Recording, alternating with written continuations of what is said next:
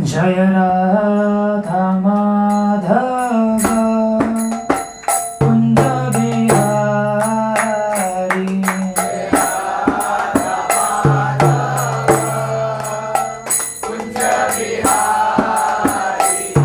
जय राधा माधव कुंज बिहारी।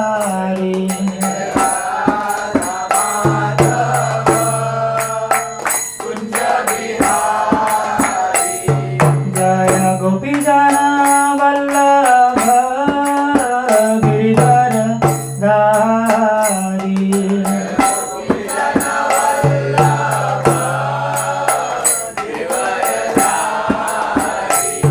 जय गोपी जना वल्लभ गिरिधर धारी।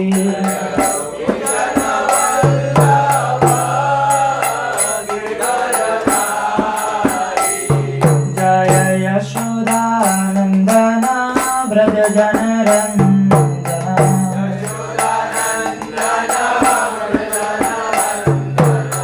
यशोदानंदना व्रज जनरंजना।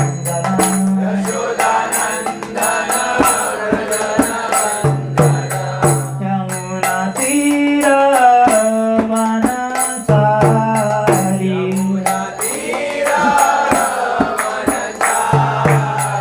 यमुना तीर वनचारी।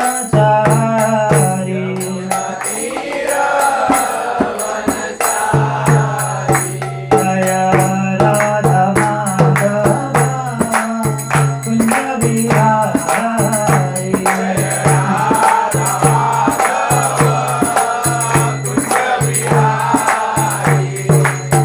राधा माधव कुंज बिहारी।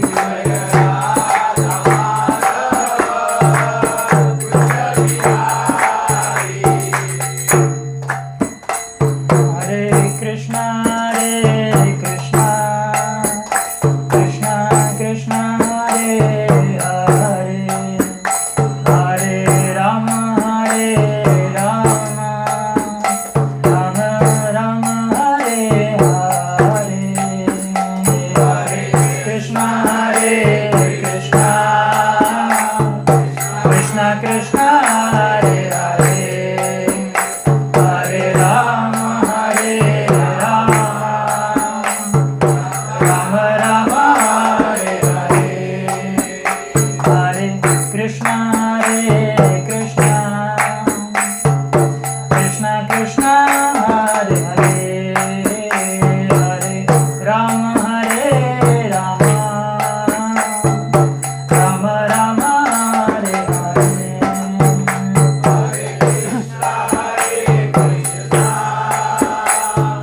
कृष्णा कृष्णा हरे हरे, हरे राम हरे हरे।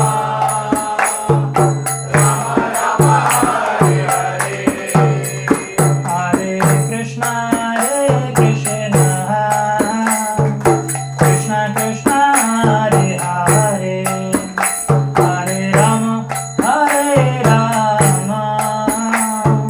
राम राम हरे हरे।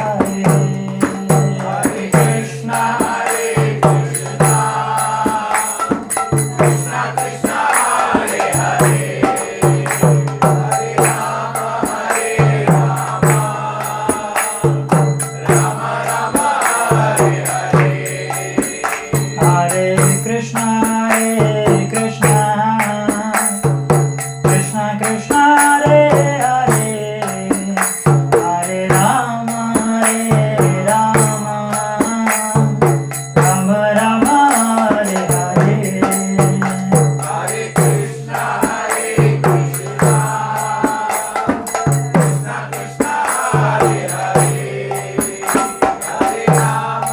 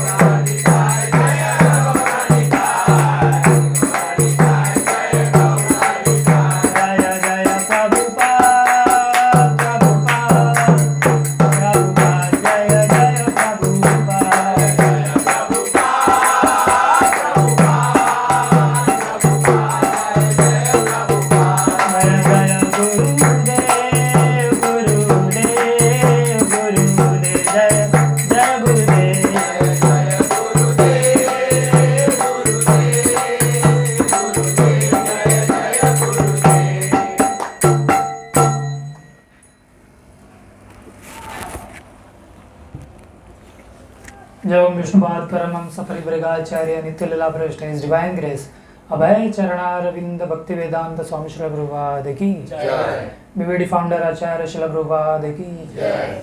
जय विष्णुपाद परमहंस परिव्राजकाचार्य नित्य लीला भ्रष्ट हिज डिवाइन ग्रेस भक्ति सिद्धांत सरस्वती ठाकुर गोस्वामी श्री प्रभुपाद की जय। नामाचार्य हरिदास ठाकुर की जय। वैष्णव सार्वभौम जगन्नाथ दास बाबाजी महाराज की जय। सच्चिदानंद भक्तिविनोद ठाकुर की जय। साक्षात वैराग्य मूर्ति गौर किशोरदास बाबाजी महाराज की जय। श्री श्री राधा कृष्ण गोप गोपीनाथ श्याम कुंड राधा कुंड गिरिराज गोवर्धन की जय। तुलसी देवी की जय। गंगा माई यमुना माई की जय। वृंदावन मथुरा धाम की जय। श्री क्षेत्र जगन्नाथपुरी धाम की जय। नवद्वीप मायापुर धाम की जय। प्रेम से कहो जय श्री कृष्ण चैतन्य प्रभु नित्यानंद श्री अद्वैत गदाधर श्रीवास आदि गौर भक्त वृंद की जय। शिला Prabhupada transcendental book distribution program की जय। शिला प्रभुपाद ट्रांसेंडेंटल प्रसाद वितरण प्रोग्राम की जय। जोगेश्वरी हरे कृष्ण भक्त वृंद की जय। All glories to the assembled devotees. Hare Krishna. All glories to the assembled devotees. Hare Krishna. All glories to the assembled devotees. Hare Krishna. All glories to Shri Guru and Gauranga. All glories to Srila Prabhupada. Srila Prabhupada ki jai. Hare Krishna. Hare Krishna. Bhagwati हरे कृष्णा। तो आप सभी का स्वागत है आज के इस भगवद गीता कक्षा में नए स्थान पे और अलग समय पे।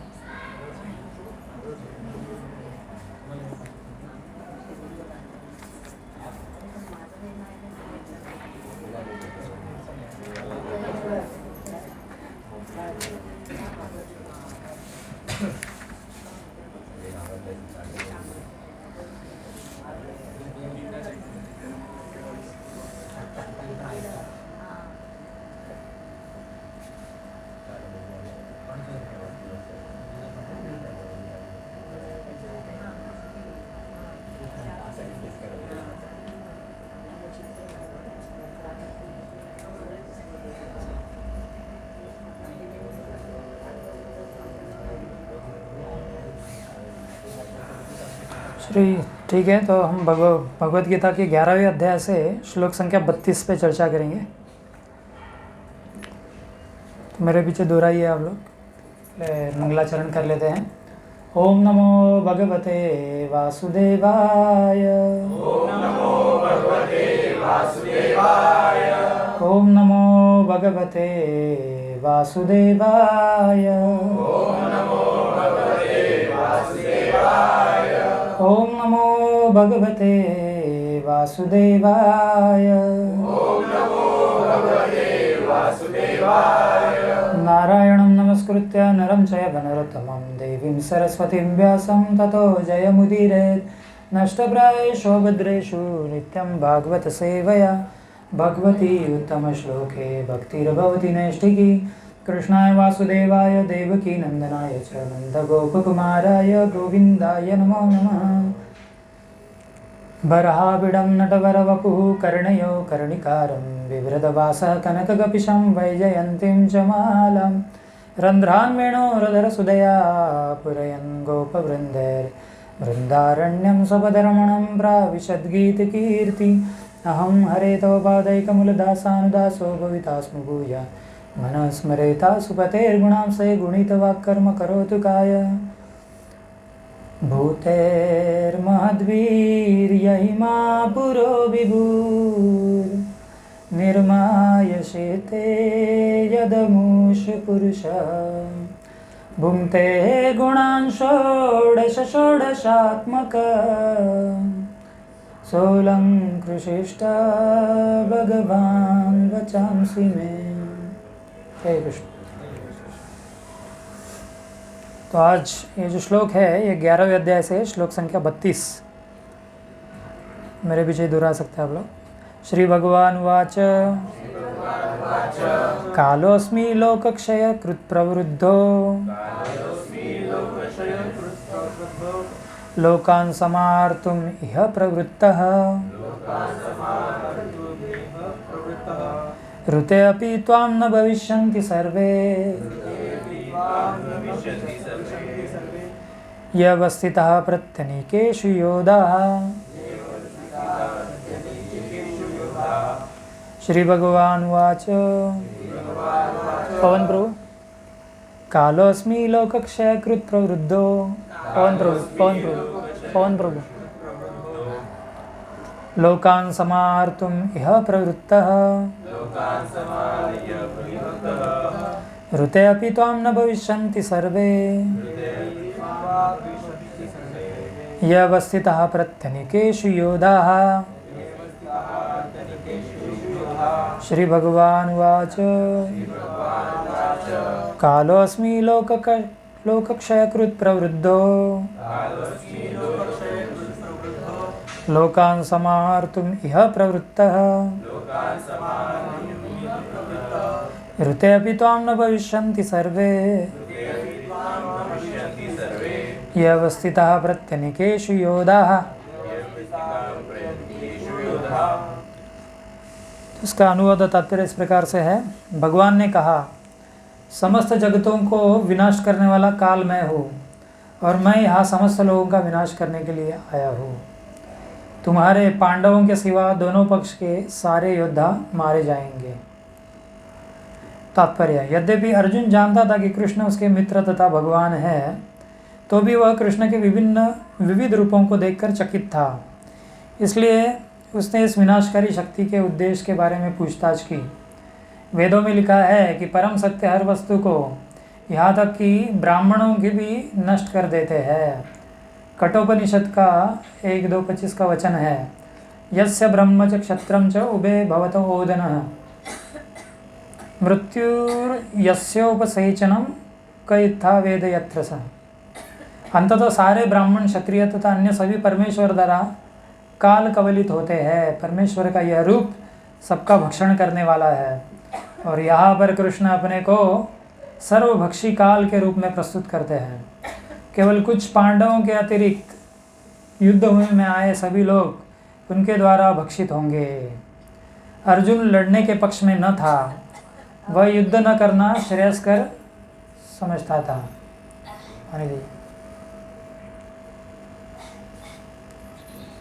क्योंकि तब किसी प्रकार की निराशा न होती।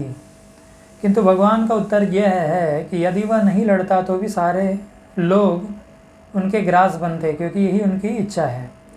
यदि अर्जुन नहीं लड़ता हो तो वे सब अन्य विधि से मरते। मृत्यु रोकी नहीं जा सकती, चाहे वह लड़े या नहीं। वस्तुतः वह पहले से मृत है। काल विनाश है और परमेश्वर की इच्छानुसार सारे संसार को विनष्ट होना है। यह प्रकृति का नियम है। हरे कृष्ण। ओम अज्ञानतिमिरान्धस्य ज्ञानाञ्जनशलाकया चक्षुरुन्मीलितं येन तस्मै श्रीगुरवे नमः।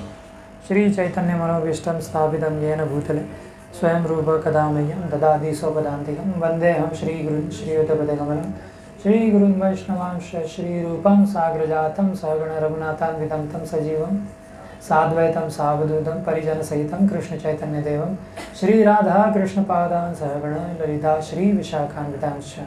नमो विष्णुपादाय कृष्णपृष्ठाय भूतले श्रीमते भक्तिवेदान्त स्वामिनिति नामिने। नमस्ते सारस्वते देवे गौरवाणी प्रचारिणे निर्विशेष शून्यवादी पाश्चात्यदेशतारिणे। जय श्री कृष्ण चैतन्य प्रभु नित्यानंद श्री अद्वैत गदाधर श्रीवासादि गौर भक्त वृंद। हरे कृष्णा कृष्णा कृष्णा हरे हरे, हरे राम राम राम हरे हरे। हरे कृष्ण।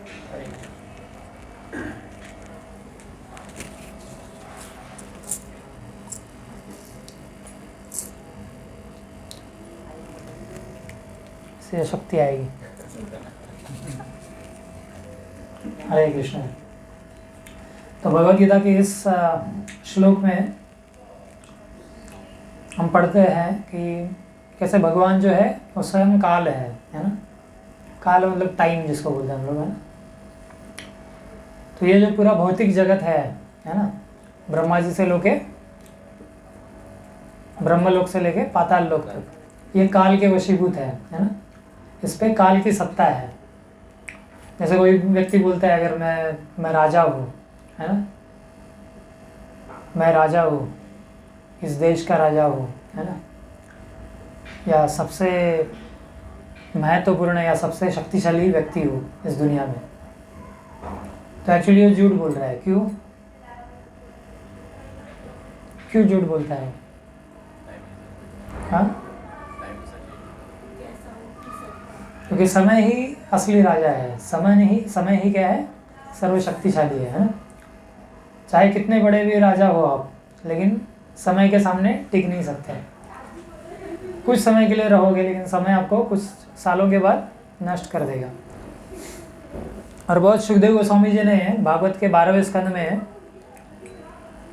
वो परीक्षित महाराज को बता रहे कि कैसे बड़े बड़े राजाओं ने इस पृथ्वी में राज्य किया, है ना, लेकिन कुछ समय के लिए किया, कुछ हजारों साल के लिए वो रहे, और बाद में समय ने इनको नष्ट कर दिया, है ना। ताकि सुखदेव गोस्वामी चाहते थे कि परीक्षित महाराज भी एक राजा हुआ करते थे ना। उन्हें सब राजपाट छोड़ के जब शाप मिला तो सुखदेव गोस्वामी की शरण ग्रहण कर ली। तो वो चाहते थे अगर इनमें थोड़ी सी भी आसक्ति है हृदय में, है ना, अपने राज्य के प्रति या अपने राजा होने के प्रति, तो वो भी छूट जाए ताकि भगवान के धाम जा सके। तो इस इच्छा से उन्होंने उनसे कहा कि देखो बड़े बड़े राजा हुए है ना इस पृथ्वी पे, लेकिन कोई समय के आगे टिक नहीं पाया है ना। फिर भूमि माता भी भागवत में बोलती है ये अपनी प्रार्थनाओं में कि बड़े बड़े राजा हुए है ना, शक्तिशाली राजा हुए, लेकिन समय ने क्या किया, इनको विनष्ट कर दिया है ना।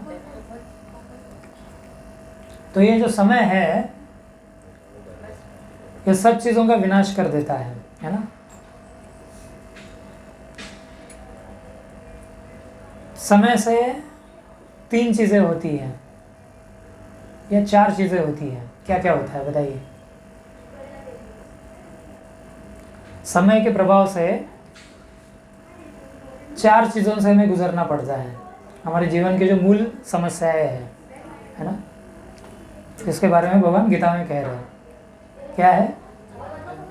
हाँ, जन्म, मृत्यु, जरा और व्याधि है ना। समय से ही हमारा जन्म होता है ना। फिर कुछ समय के बाद क्या होता है, बुढ़ापा आता है, बीमारी आती है, और फाइनली क्या होता है, समय से मृत्यु हो जाती है ना। तो ये समय के प्रभाव से होता है ना। इसलिए समय एक बलशाली है, चाहे आप कितने बड़े भी नास्तिक हो है ना, बड़े वैज्ञानिक हो, आप कितना भी दावा करें कि भगवान का अस्तित्व नहीं है या भगवान मर गए हैं है ना, या हम भगवान है ना, आप कितने भी ये सब दावा कर लो है ना, लेकिन समय क्या करेगा, आपको नष्ट कर देगा है ना। तो आपके दावे का क्या, या आपके जो बुद्धिमत्ता का या आपके ऐश्वर्य का कुछ मतलब नहीं रह जाता है ना, ये सब नष्ट होने वाला है। और ये 4 समस्याएं हमें समय के प्रभाव की वजह से आती है ना, जन्म, मृत्यु, जरा और व्याधि।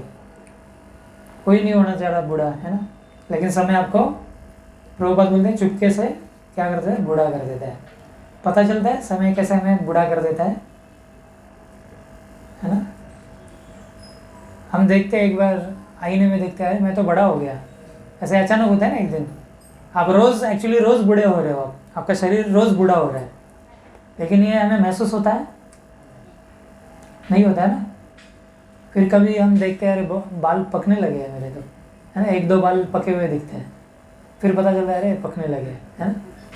या हम किसी रिश्तेदार के पास जाते हैं तो हम कैसे कहते हैं ना बच्चों से, अरे मैं जब यहाँ पे आया था लास्ट टाइम, ये तो इतना छोटा था, अभी कितना बड़ा हो गया है ना, अचानक से बड़ा हो गया है ना। या कभी कभी होता है हमारे सामने में व्यक्ति रहता है, लेकिन हम उसको देख नहीं पाते हैं। एक्चुअली हर क्षण जो है हम बुढ़ापे की तरफ, मृत्यु की तरफ बढ़ रहे हैं, लेकिन वो ऐसा दिखता नहीं है फ्रेम बाय फ्रेम है ना। जैसे आप टीवी में कोई सीन चल रहा है, उसको आप है ना कंप्यूटर में देख लो, उसका वीडियो प्ले करो कंप्यूटर में है ना, एक एक फ्रेम देखो तो एक एक फ्रेम में आपको दिखेगा क्या क्या चेंजेस हो रहे हैं। जैसे हाथ ऐसे उठा रहा हूँ मैं, तो एक एक फ्रेम देखेंगे तो कैसा दिखेगा है ना। तो ऐसे ही हम एक एक क्षण क्या हो रहा है, बुढ़ापे की तरफ, मृत्यु की तरफ जा रहे हैं, लेकिन ये महसूस नहीं होता है ना रोज़ के रोज़।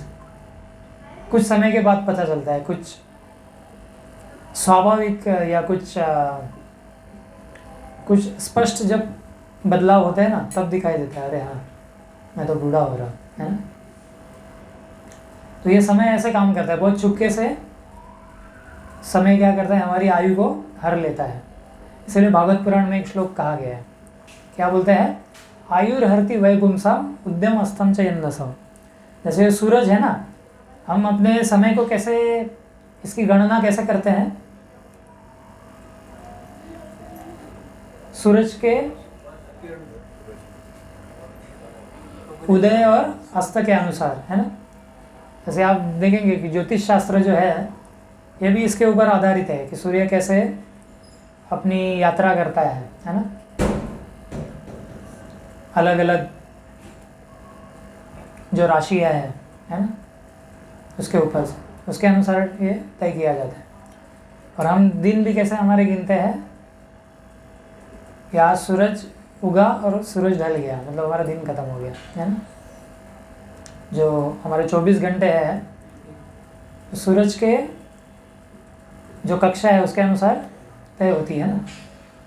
तो कहा गया है कि आयुर्हर्ति वैपुंसाम उद्यम अस्तम च यन्नसः, मतलब सूर्य के उदय होने से और अस्त होने से हमारे जीवन का एक दिन जो है वो क्या होता है, सूरज हर लेता है ना, हमसे ले लेता है। तो रोज सूरज क्या कर रहा है, हमारे जीवन का एक एक दिन हर ले रहा है ना, लेकिन हमें पता नहीं चलता है। तो ये श्लोक मैंने इस विचार से लिया कि हमारे प्रणाल गुरु का बर्थडे था 2-3 दिन पहले, है ना। तो उस दिन तो लेक्चर नहीं कर पाए। तो एक्चुअली ये जो बर्थडे मनाना जो है, सेलिब्रेशन कर रहे हैं, ठीक है, भक्ति के लिए, भक्तों के लिए ठीक है, सेलिब्रेशन करते हैं, है ना। लेकिन इस दिन पे हमें इस बात पे चिंतन मनन भी करना चाहिए, है ना। क्या मनन करना चाहिए कि आज हाँ मेरे जीवन का 1 साल कम हो गया, है ना। तो 1 साल मतलब बहुत बड़ी बात होती है। जैसे एक साइंटिस्ट था, चार्ल्स डार्विन, है ना। वो बोलता है कि कोई व्यक्ति अगर अपने जीवन में 1 घंटा बर्बाद कर देता है तो उसको जीवन का अपने मूल्य अभी तक पता नहीं चला, है ना। तो बोलता है 1 घंटा बहुत ही क्या है, मूल्यवान है ना, हमारे जीवन में। लेकिन हमारे जो ऋषि मुनि है या हमारे जो विद्वान है ना, जो बड़े बड़े ऋषि हैं या चाणक्य पंडित बोलते हैं कि क्या बोलते हैं, आयुष क्षण एकोपी न लभ्य स्वर्ण कोटि भी, है। वो बोलते हैं हमारे जीवन का एक क्षण भी अगर छूट गया, है ना, हमने गवा दिया, तो उसको आप चाहे लाखों सोने की मोहरें देके भी उसको वापस खरीद नहीं सकते। तो टाइम को खरीदा नहीं जा सकता। मतलब देखिए, और भी आगे गए हमारे ऋषि कि एक मोमेंट का मतलब एक पल का भी इतनी बड़ी वैल्यू है ना। तो इस दुनिया में सबसे अगर कोई मूल्यवान चीज़ है तो वो है समय, है ना। और इस्कॉन वाले जो भक्त है आपसे समय ही मांगते हैं, है ना। आपसे समय मांगते हैं ना, आप समय दे दो प्रवचन में आने के लिए, सत्संग में आने के लिए। आपसे सबसे मूल्यवान चीज़ मांगते हैं, क्योंकि जो सबसे मूल्यवान चीज़ है भक्ति, ये भी इसी समय से मिलेगी अगर समय को आप निवेशित करेंगे। तो पैसे से भी ज़्यादा महत्वपूर्ण क्या है, समय है ना। आपका जीवन में जो पैसा है वो बढ़ सकता है ना। आज आपके पास इतना बैंक बैलेंस है, कल इतना हो सकता है, लेकिन समय जो है कम होते जाता है ना, वो कभी नहीं बढ़ता है। जैसे आपकी आयु 50 साल है, आपने 30 साल तय अभी पूरे कर लिए, तो अभी 20 साल ही बाकी है, उसको कोई बढ़ा नहीं सकता उसके आगे, है ना। पैसा बढ़ा सकते हैं, बाकी चीज़ों को बढ़ाया जा सकता है, लेकिन इसलिए समय का ज़्यादा वैल्यू है ना। और बड़े बड़े जो बिजनेसमैन हैं ये चीज़ को जानते हैं, इसलिए समय को बहुत अच्छे से प्लान करते हो, है ना। कोई समय है तो तभी तो पैसा कमा सकते हैं ना। तो समय बहुत ही महत्वपूर्ण धन है हमारे पास, और ख़ास करके मनुष्य जीवन में जो समय मिला है ना, ये ज़्यादा महत्वपूर्ण है। ऐसा तो समय जी तो कुत्ते बिल्ली भी जी रहे हैं, है ना, गधा भी जी रहा है, लेकिन उसके समय का क्या वैल्यू है। वो चाहे जिए, हमारे कुछ उसमें विशेष लाभ नहीं है उसको, है ना। तो भोग योनि है ना, केवल भोग करके जाना है उनको। लेकिन मनुष्य जीवन का ऐसा नहीं है। मनुष्य जीवन में समय बहुत इम्पोर्टेंट है ना। इसका हर पल बहुत महत्वपूर्ण है। तो इस श्लोक में बताते हैं वो कि आयुर्हर्ति वैपुंसम उद्यम स्तंचन्नसव, कि रोज सूर्य जो है आपके जीवन का एक एक दिन चुरा ले रहा है ना। तस्सर्ते यत् क्षणो नीतो उत्तम श्लोक वार्तया। लेकिन बोला गया है जो भगवान के उत्तम श्लोक का वार्तया। उत्तम श्लोक का मतलब क्या है, मैंने बताया था। मैंने अभी तीसरी बार डिस्कस कर रहे हैं उत्तम श्लोक के ऊपर। उत्तम श्लोक क्यों कहा जाता है भगवान को?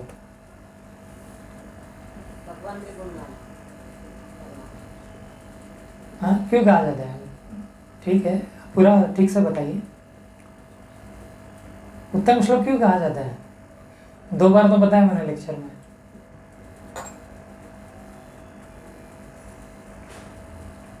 क्या है उत्तम श्लोक?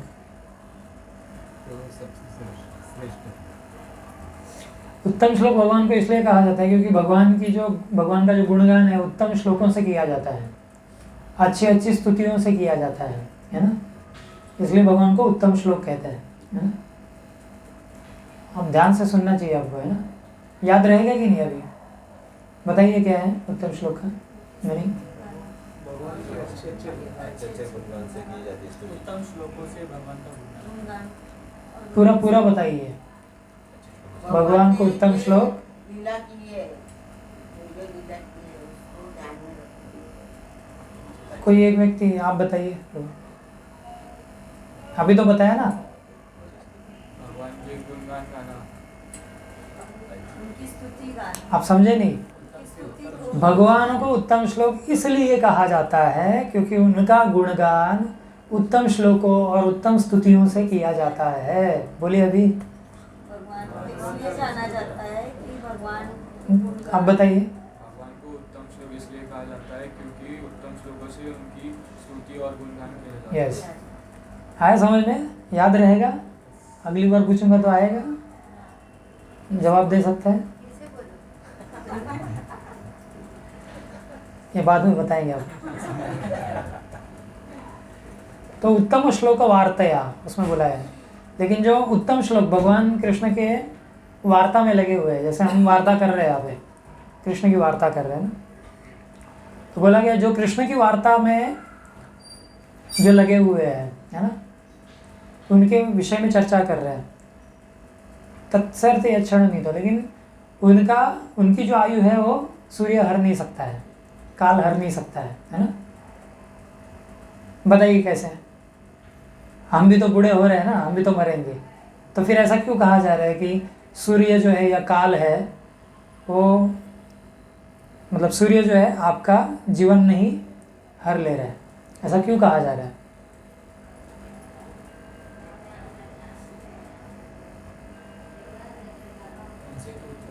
हाँ, आप समझे नहीं, मेरा सवाल नहीं समझा आप।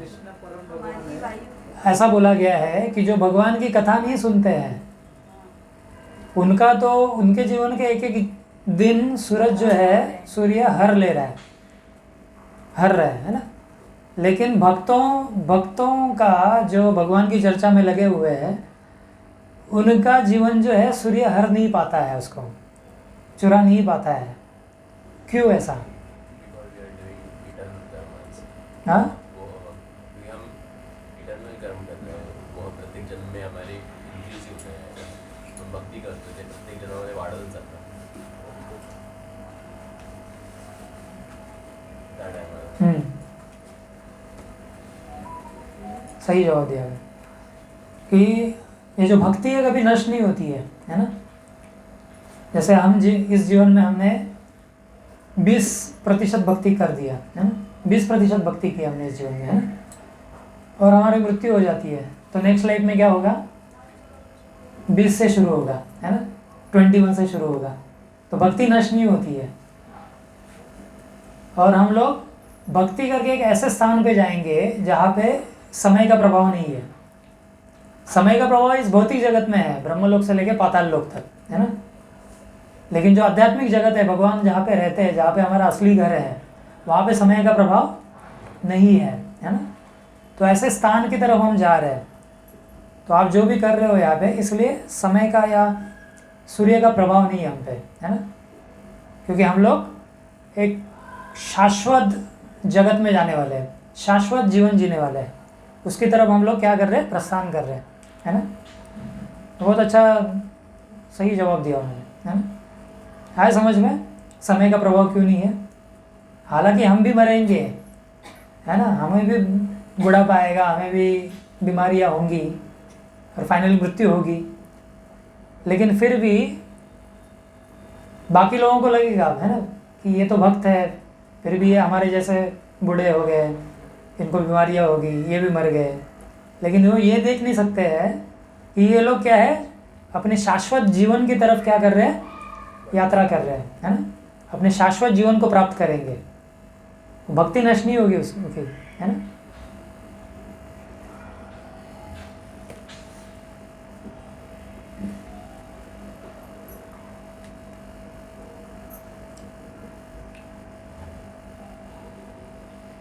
तो सब कुछ काल के प्रभाव, ये काल ही है जो क्या करता है, व्यक्ति को, हर जीव को क्या बना देता है, कभी राजा बना देता है, कभी रंक बना देता है ना। आपने सुना होगा दुनिया में बड़े बड़े शक्तिशाली, जैसे माइक टाइसन ना, बॉक्सर, वो किसको स्ट्रोक हुआ था, माइक टाइसन या इसको, मोहम्मद अली को। तो मोहम्मद अली बहुत बड़ा बॉक्सर था, है ना, फेमस था उसका नॉकआउट पंच, एक पंच कर देता था व्यक्ति ढेर हो जाता, है ना, कुश्ती के मैदान में। लेकिन बाद में उसको स्ट्रोक हो गया थी, है ना, स्ट्रोक हो गया। तो अब उसका वो अपना हाथ भी ठीक तरह से उठा नहीं पाता था, है ना, इतना बलशाली व्यक्ति। लेकिन उसने बाद में कहा कि हाँ मैं भगवान को मानता हूँ, है ना, जो मुझे शक्ति आती है वो उनसे आती थी। जब मैं नॉकआउट पंच देता था किसी को तो उनकी शक्ति से मैं करता था ये। तो आप चाहे कितनी शक्तिशाली हो, आप देखेंगे बड़े बड़े राजा, है ना, रावण जैसे असुर कितने शक्तिशाली थे, हिरण्यकशिपु कितना शक्तिशाली था, कंस कितना शक्तिशाली था, लेकिन समय ने क्या किया। अभी देखिए भगवान कृष्ण हमारे लिए जो है वो बहुत अपने श्याम सुंदर रूप में हमारे लिए यहाँ पे है ना, हम उनकी सेवा करते हैं। बहुत ही सुंदर आनंदमयी है भगवान का ये रूप, है ना, उनसे हमारा जो संबंध है। लेकिन यही भगवान जो असुर है उनके लिए क्या बन के आते हैं, काल बन के आते हैं, है ना। तो हिरण्यकशिपु प्रहलाद महाराज के लिए कृष्ण जो है क्या है, एक बहुत ही सुंदर, है ना, आनंदमयी स्वरूप में है। लेकिन वही भगवान कृष्ण हिरण्यकशिपु के लिए कैसे थे, ये नरसिंह भगवान के रूप में आए, है ना, अत्यंत भयानक रूप, है ना। सब थर थर काँप रहे थे, ब्रह्मा जी, बाकी देवी देवता, है ना, लक्ष्मी माता, सब लोग भय से काँप रहे थे। नरसिंह भगवान आए तो अभी देख रहे हैं यहाँ पे वेणु बजा रहे हैं, है ना, बहुत मधुरता से। लेकिन वही भगवान जब असुरों का नाश करना होता है तो नरसिंह भगवान का रूप धारण करते हैं, है ना। तो भगवान अलग अलग रूपों में आते हैं और भगवान इस श्लोक में वही बता रहे हैं 11वें अध्याय में 32वें श्लोक में कि मैं काल हूँ, है ना, कि मैं काल हूँ और मैं ही इस कुरुक्षेत्र की युद्धभूमि में सबको नष्ट करने आया हूँ, है ना, खास करके कौरवों को, है ना, कौरव और उनकी सेना को, है ना। भगवान अर्जुन को क्या बताते इसमें, और इसी श्लोक को एक व्यक्ति ने पढ़ा था। किसने पढ़ा था, एक बड़ा साइंटिस्ट था, इसी श्लोक को पढ़ा था उसने, ओपेनहाइमर, है ना। जब अमेरिका ने न्यूक्लियर बॉम्ब बनाया था ना, अणु बॉम्ब, है ना, तब उसका जो टीम बनाया गया था, है ना, तो उस टीम का ये इंचार्ज था, वो हेड था, कौन, ओपेनहाइमर। तो उसने ये गीता का श्लोक पढ़ा था। तो जब वो उसने पहला जो टेस्ट किया गया ना न्यूक्लियर बॉम्ब को, तब जो विस्फोट हुआ उसको देख के उसको ये श्लोक याद आया था भगवान का, कालो अस्मि, मतलब मैं काल हूँ, मतलब ये भगवान का स्वरूप है ना, ये विनाश। तो भगवान यही बता रहे हैं, भगवान ने कहा समस्त जगतों का विनष्ट करने वाला काल मैं हूँ और मैं यहाँ समस्त लोगों का विनाश करने के लिए आया हूँ। तुम्हारे पांडवों के सिवा दोनों पक्षों के सारे योद्धा मारे जाएंगे। भगवान यहाँ पे भविष्यवाणी कर रहे हैं कि मैं काल हूँ और मैं इन सभी कौरवों का और उनकी सेना का क्या करने वाला हूँ, विनाश करूँगा। आपका नहीं करूँगा, भगवान बोलते हैं। किसको, पांडवों को बोल रहे हैं। पांडव भगवान के भक्त हैं ना, तो भक्तों की रक्षा करते हैं, भक्तों की काल से रक्षा होती है ना। लेकिन जो असुर है, कौरव क्या थे, असुर थे, इसलिए भगवान नष्ट करने आए थे, है ना।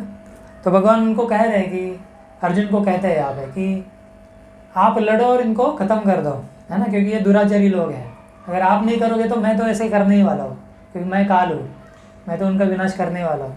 तो आप क्या बनो, एक माध्यम बनो, है ना, मेरे कार्य के लिए।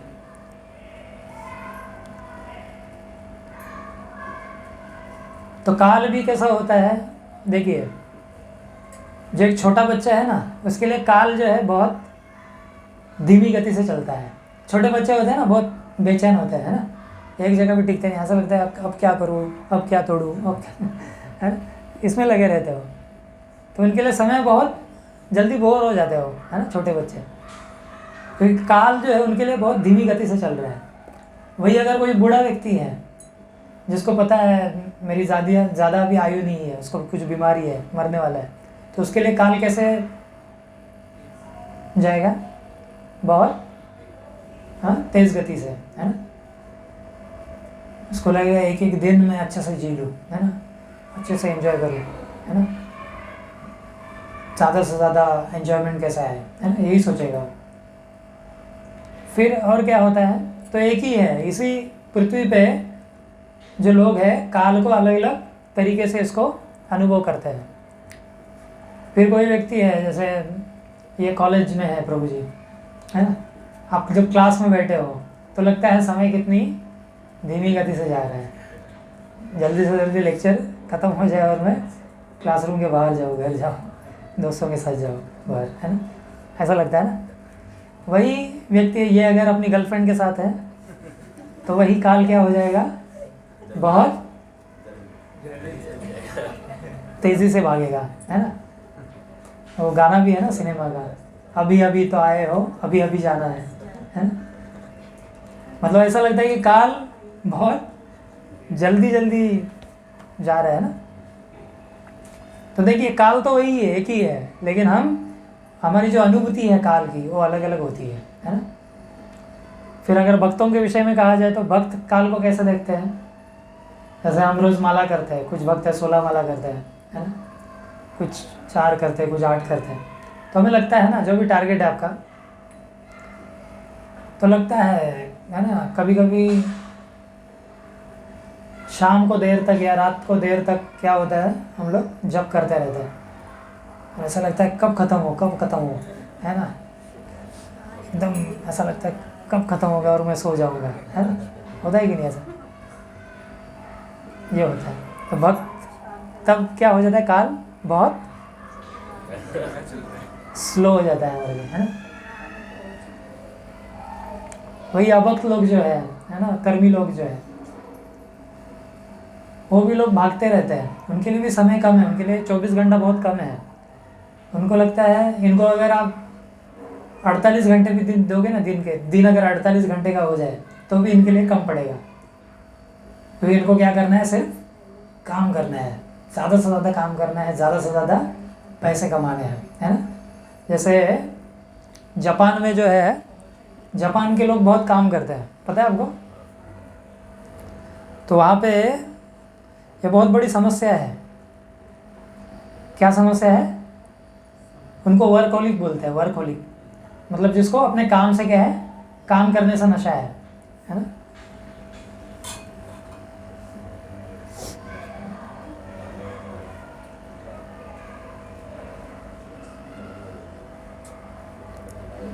हरे कृष्णा कृष्णा कृष्णा हरे हरे, हरे राम राम राम हरे हरे,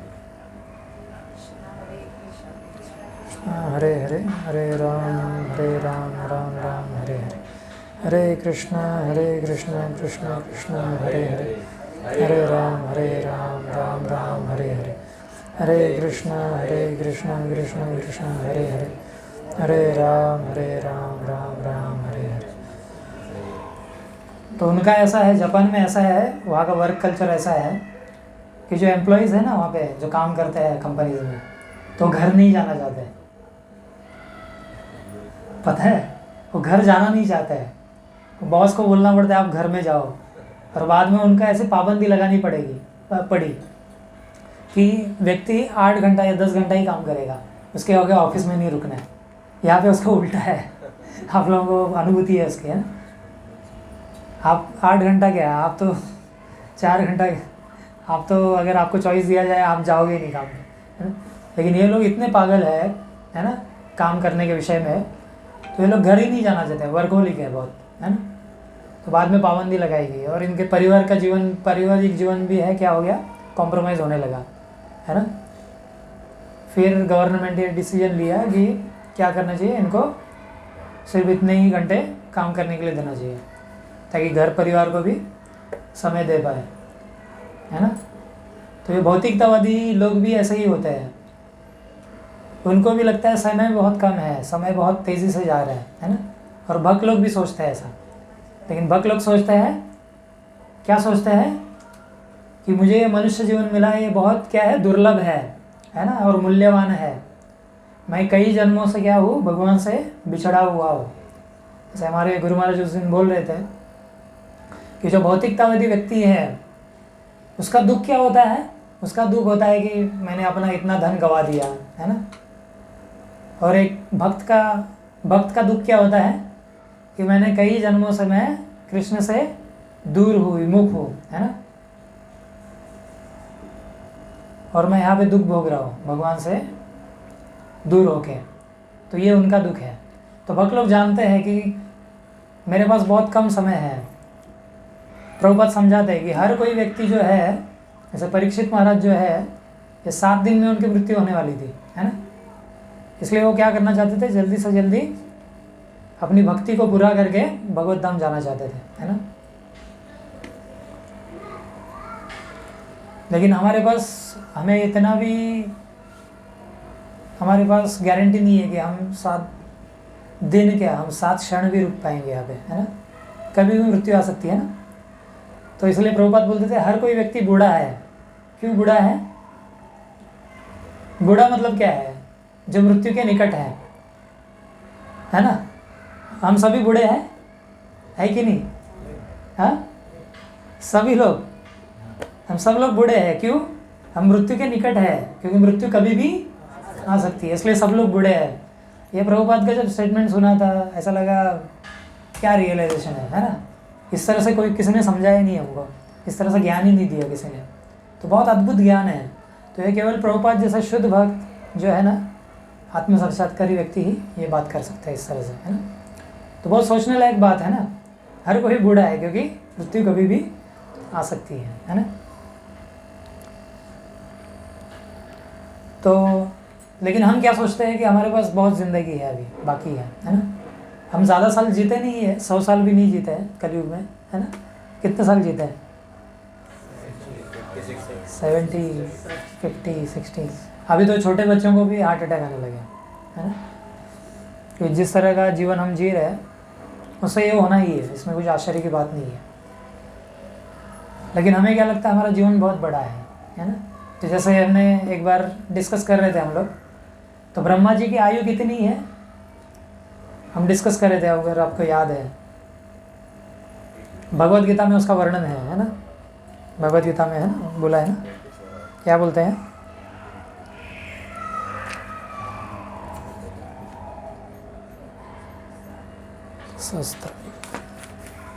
सहस्त्रयुग पर्यंतम आर्यद ब्रह्मणो विदु, है ना।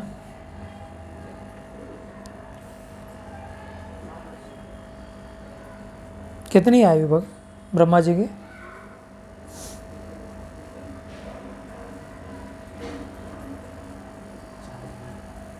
हाँ,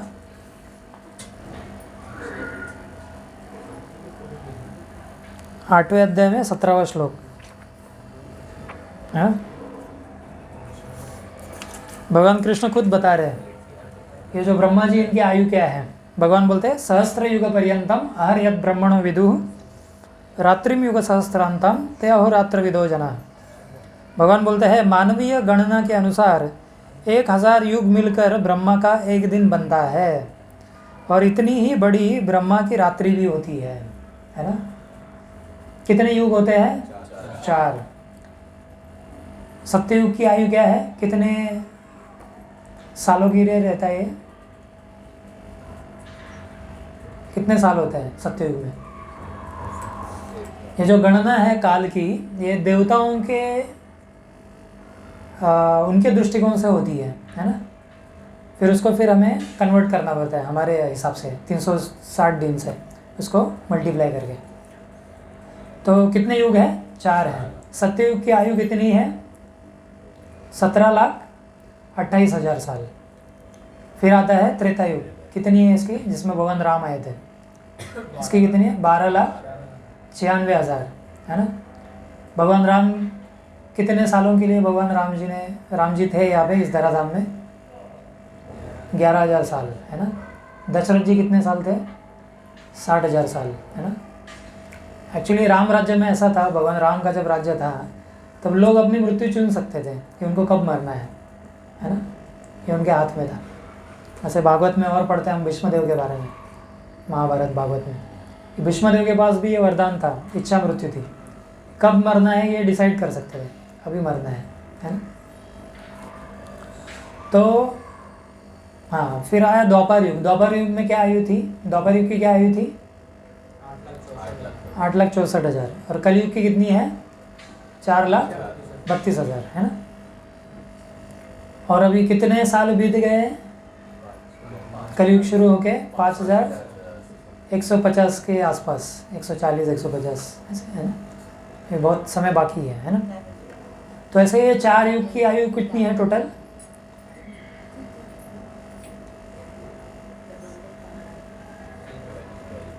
हाँ, 43 lakhs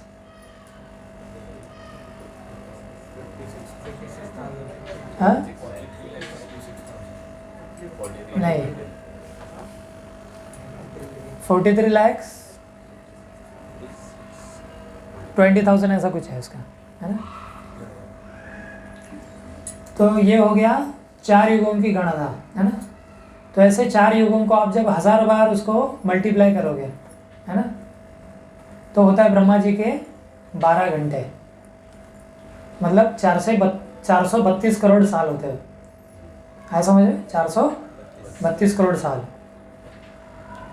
और उतने ही ड्यूरेशन की, उतने ही अंतराल की उतनी रात्रि भी है। मतलब 432 कितना हो गया? 864 करोड़ साल। ये ब्रह्मा जी का कितना है? 24 घंटे है। समझ रहे हैं? हमारे जो 24 घंटे हैं ना, मतलब हम कितनी बार जन्म लेके, है ना, लाखों करोड़ों बार हम लोग जन्म लेके मर जाएंगे उसमें, अलग अलग जन्म। तो इतनी ब्रह्मा जी का ये एक दिन हो गया 24 घंटे। लेकिन ब्रह्मा जी से भी बड़ी एक व्यक्ति की आयु है, पता है आपको? ऑफकोर्स भगवान की तो है ही। भगवान का एक श्वास ही क्या है? ब्रह्मा जी की पूरे 100 साल है। उनका एक सांस, उनकी एक सांस, है ना। लेकिन और एक व्यक्ति है जिनकी आयु ब्रह्मा जी से भी बड़ी है। जानते हैं ऐसा व्यक्ति है? हाँ,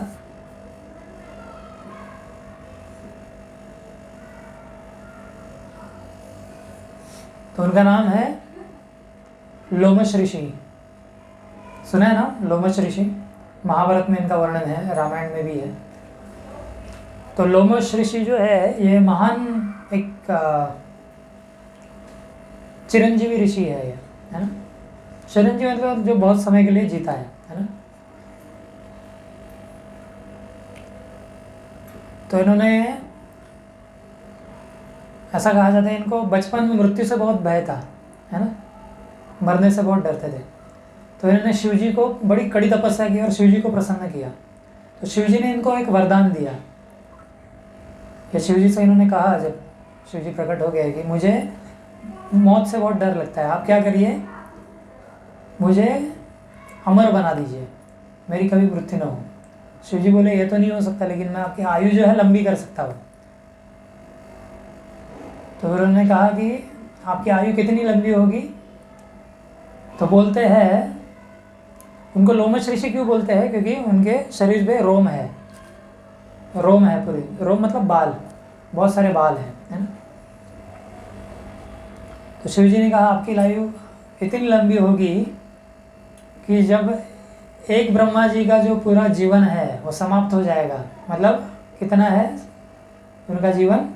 311 ट्रिलियन एंड 40 बिलियन ईयर्स, इतना समय है ना, मतलब अरब खरब के भी आगे है ना।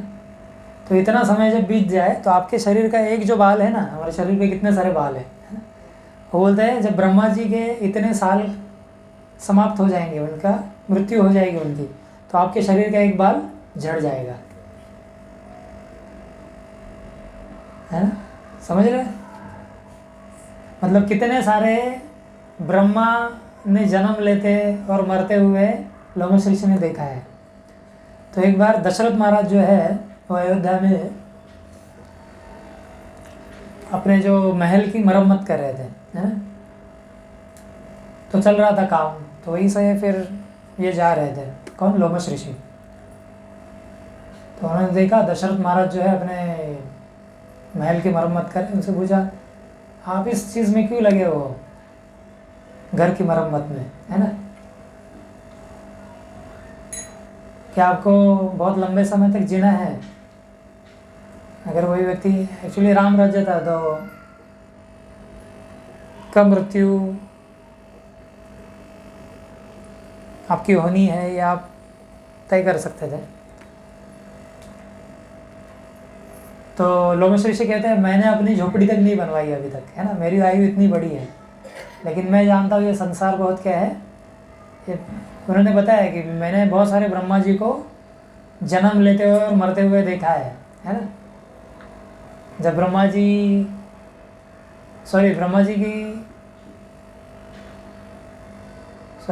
जी का एक कल्प था, ब्रह्मा जी का जब कल्प बीत जाता है तो क्या हो जाता है, उनके शरीर का एक रोम गिर जाता है, एक कल्प मतलब एक दिन, द्विपरार्ध बोलते हैं उसको, है ना, मतलब दिन और रात 24 घंटे 864 करोड़ साल, तो उनका एक बाल गिरता है। तो बोले मेरी आयु तो इतनी लंबी है लेकिन मैंने अपनी झोपड़ी कभी कुटिया नहीं बनाई और आप ये मरम्मत में लगे हुए हो। फिर और एक प्रसंग आता है, इसमें इसका वर्णन ब्रह्म व्यवहार तो पुराण में है। तो इंद्र एक बार, जो देवताओं के इंजीनियर कौन है, आर्किटेक्ट कौन है, विश्वकर्मा।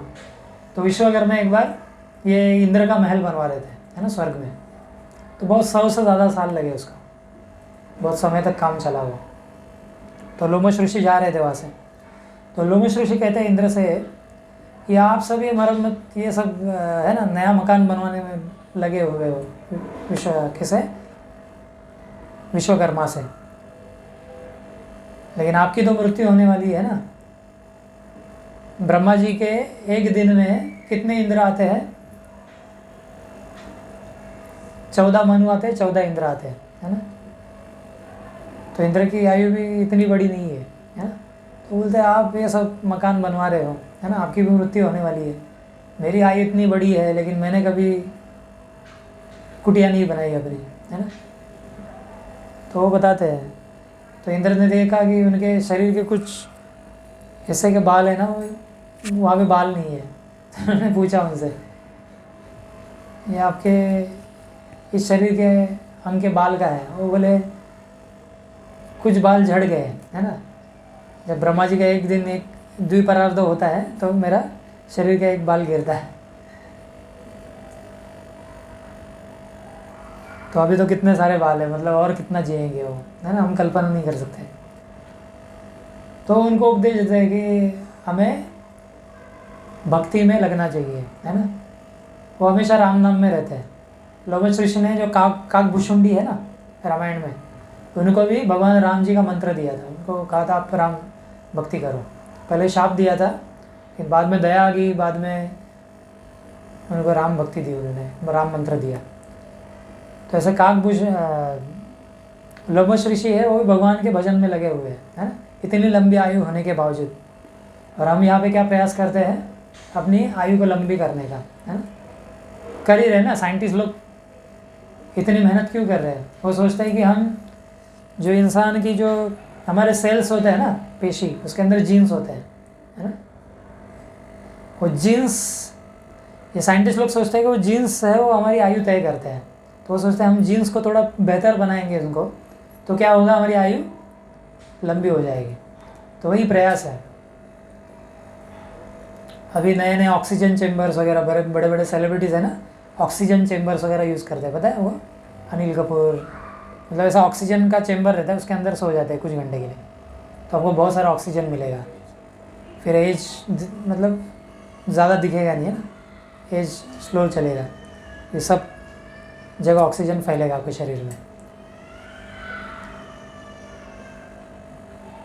तो हर कोई प्रयास में लगा हुआ है, क्योंकि कोई व्यक्ति बूढ़ा नहीं होना चाहता, कोई व्यक्ति बिना बीमार नहीं होना चाहता, कोई व्यक्ति मरना नहीं चाहता है ना। लेकिन ये तरीका नहीं है इन चीज़ों पे विजय पाने का। तरीका क्या है, वो दिया है इन्होंने, किसने, लोमश ऋषि ने।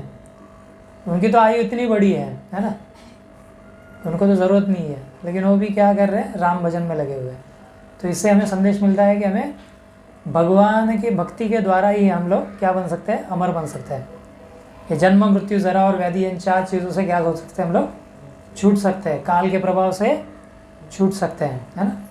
क्योंकि भगवान का धाम कैसा है, वहाँ पे काल का प्रभाव नहीं है, वहाँ पे कोई व्यक्ति बूढ़ा नहीं होता है, वहाँ पे कोई व्यक्ति मरता नहीं है ना, वहाँ पे बीमारियाँ है ना।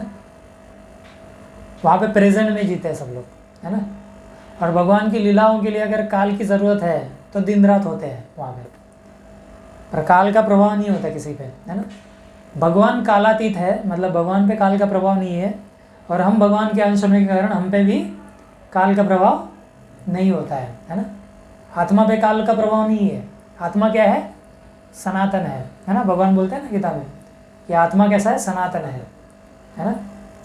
क्या बोलते हैं, ममे वांशो जीवलोक जीवभूत सनातनम, है ना। आप सभी मेरे अंश हो और सनातन हो आप। सनातन मतलब जिसका कोई आदि नहीं है, जिसका अंत नहीं है, मतलब जो काल के प्रभाव में नहीं है। किसी भी चीज़ का जो आदि है, मतलब कोई भी चीज़ शुरू होती है और अंत होता है, ये किससे तय होता है, काल की वजह से ना। काल है तभी तो तय होता है ना। जैसे कोई लोग बोलते हैं कि भगवान जो है कब जन्म लिए, भगवान कभी जन्म नहीं लेते हैं, जन्म तो हमारा शरीर लेता है ना।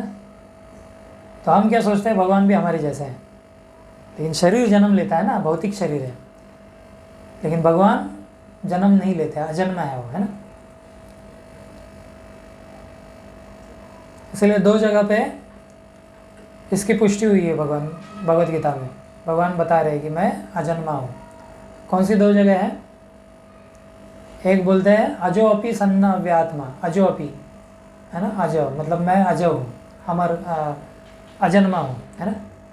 फिर एक जगह भी बोलते हैं यो माम अजम अनादिम ज व्यक्ति लोकमहेश्वरम, है ना।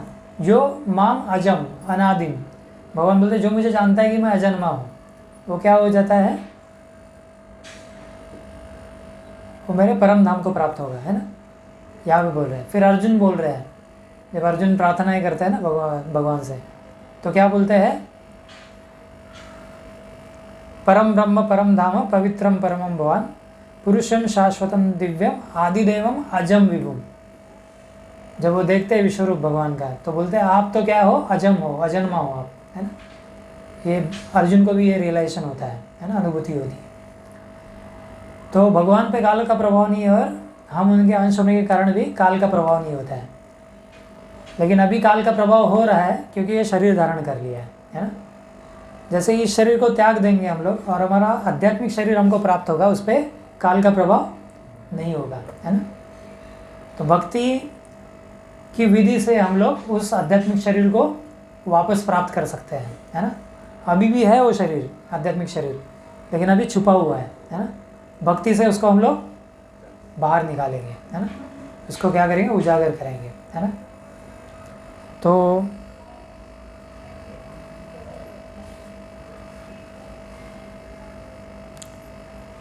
इस तरह से क्या है, काल की सत्ता है ना पूरे जगत में। तो हमें सबको चाहिए कि हम इस काल के प्रभाव से खुद को बचा ले, है ना।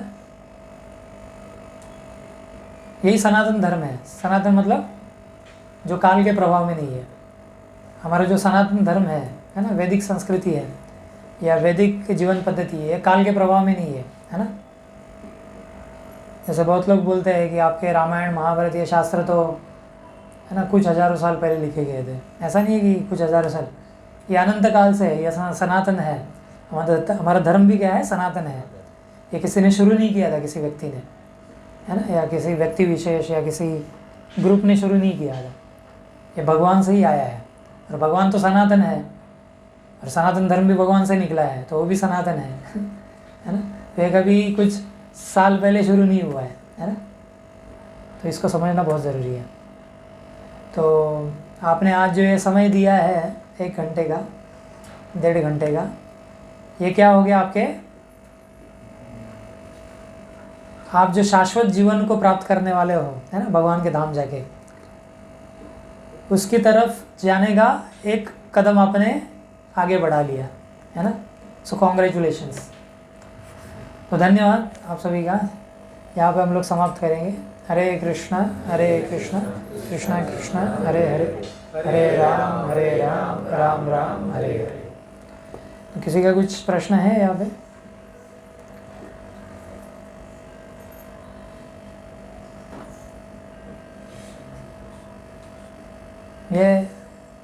ये जो चीज़ है, लोमश ऋषि का इतनी बड़ा जीवन काल उनका, है ना, ब्रह्मा जी का इतना बड़ा जीवन काल है, ये हमारे दिमाग को झंझोड़ देती है ना, ये बात है। हां, ब्रह्माचं एक जीवन संपल्यावर हे जे ब्रह्मांड आहे ते संपतं ना, मग ते लोमश ऋषी कसं एवढं वो नहीं नष्ट होते हैं। कुछ चीज़ें हैं जो नष्ट नहीं होती है। जैसे भगवान के जो धाम है, जैसे जगन्नाथपुरी धाम है, वृंदावन धाम, जब महाप्रलय भी होता है ना, तो ये धाम नष्ट नहीं होता है, ये आध्यात्मिक है। तो वैसे ही सप्त चिरंजीवी है, पता है ना आपको? कौन कौन है? हनुमान जी, विभीषण जी, अश्वत्थामा, परशुराम, फिर मार्कंडेय ऋषि, है ना, और बलि महाराज। ये चिरंजीवी माना जाता है, मतलब इनकी आयु बहुत लंबी है।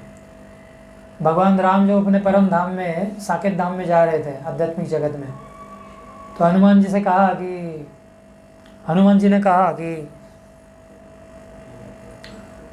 कहा भगवान मैं भी आपके साथ आना चाहता हूँ। भगवान बोले नहीं, आप रुको यहाँ पे, है ना, आपका कुछ सेवा है ना, आप रुको यहाँ पे। तब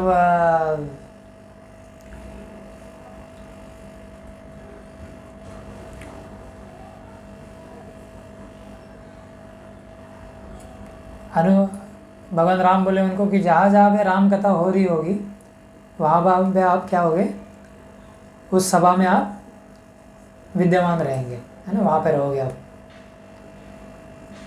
तो इस तरह से हनुमान जी भी चिरंजीवी है। तो ऐसा सप्त चिरंजीवी है, ये 7 लोग चिरंजीवी है ना। लेकिन इनसे भी ज़्यादा आयु लोमश ऋषि की है ना। आपका क्या क्वेश्चन था?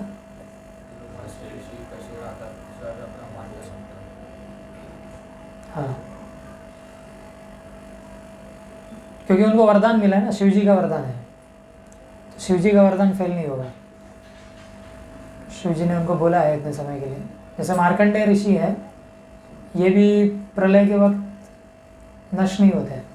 भागवत के 12वें स्कंद में इनके बारे में है कि जब महाप्रलय, ये तो भगवान की माया शक्ति भगवान ने दिखाई थी, वो उसमें है। लेकिन मार्कंडेय ऋषि भी नष्ट नहीं होते हैं, कि उनको जो वरदान मिला है उतने साल वो जिएंगे, चिरंजीवी है ना। ठीक है, और किसी का कुछ प्रश्न? हाँ, लोमश ऋषि ने प्रभु के नाम जाने के जगह ये भौतिक जग में क्यों रहना चाहते? मैंने कहा ना, उन्होंने शिव जी से कहा कि मुझे मृत्यु से डर लगता है, तो आप मेरी आयु लंबी कर दीजिए। बाद में उनको अपनी गलती का एहसास हुआ, क्योंकि व्यक्ति अगर भगवान के भजन में नहीं लगा हुआ है, तो आपकी आयु भले ही लंबी हो, है ना, लोग प्रयास कर रहे हैं लंबी आयु प्राप्त करने का, लेकिन आपकी आयु समझो लंबी कर दी गई। समझो आप 1 लाख साल जियोगे, तो 1 लाख साल आप करोगे क्या, है ना। अगर वही व्यक्ति भक्ति में नहीं है ना, तो वो सोचेगा क्या करूँ मैं, वो मरना चाहेगा, है ना, वो चाहेगा कब मर जाऊँ मैं, है ना। तो एक्चुअली लोमेश ऋषि को भी मैंने एक जगह पढ़ा था कि भक्ति में पहले नहीं थे, तो उनको भी लग रहा था कि इतनी लंबी आयु मैंने मांग के मैंने बहुत गलती कर दी, है ना।